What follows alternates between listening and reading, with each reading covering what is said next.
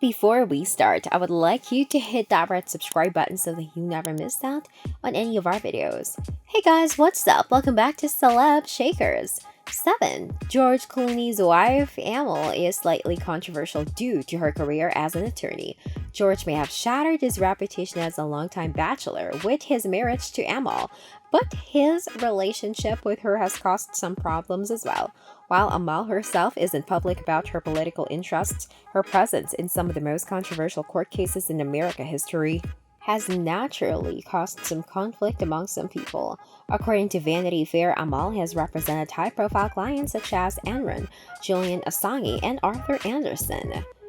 Number 6. George Clooney's portrayal as Batman in Joel Schumacher's Batman and Robin was easily his most controversial role.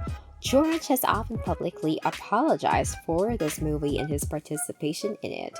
However, this role as Batman might just be the most controversial thing Clooney has ever been a part of at all. 1997's Batman and Robin film is one of the most universally disliked films of all time due to its campiness and bad dialogue. It has a 12% rating on Rotten Tomatoes, which on its own is pretty bad. Couple that low rating with the fact that it's a movie about arguably the most popular fictional character of all time, and George got himself wrapped up in quite the reputation ruiner. Despite all the hate Batman and Robin got, fans would still like to see George reprise his role somehow. However, DC director James Gunn had to publicly address whether Clooney would show up in the upcoming Flash movie. His answer to that commonly asked question was a resounding no. 5. George Clooney once pranked Brad Pitt by pretending to be former President Bill Clinton. According to Koi Moy, legendary actor Brad Pitt convinced an entire town that George was something of a diva in real life. After that, Clooney got Pitt back quite a few times in a way that both angered Brad, but also got him to respect George as an elite prankster. The biggest and most elaborate prank Clooney may have ever pulled was on the Fight Club actor, when Clooney somehow got hold of an official White House stationery.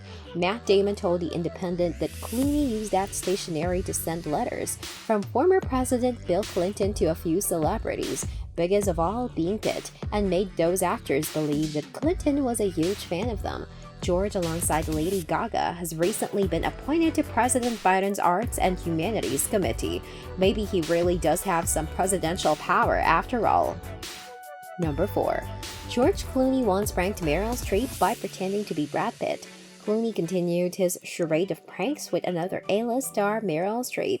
George sent Meryl tapes of acting lessons but sent them as if they were from Brad Pitt instead.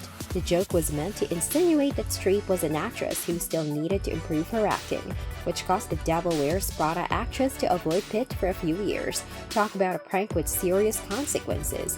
3. George Clooney once pranked Curb Your Enthusiasm's Richard Kind in the most bizarre way.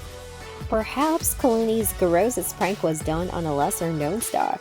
Richard Kind has appeared in a lot of things, but he isn't exactly a household name. Richard's biggest starring role was alongside Charlie Sheen in Spin City, as well as showing up in Curb Your Enthusiasm and Big Mouth.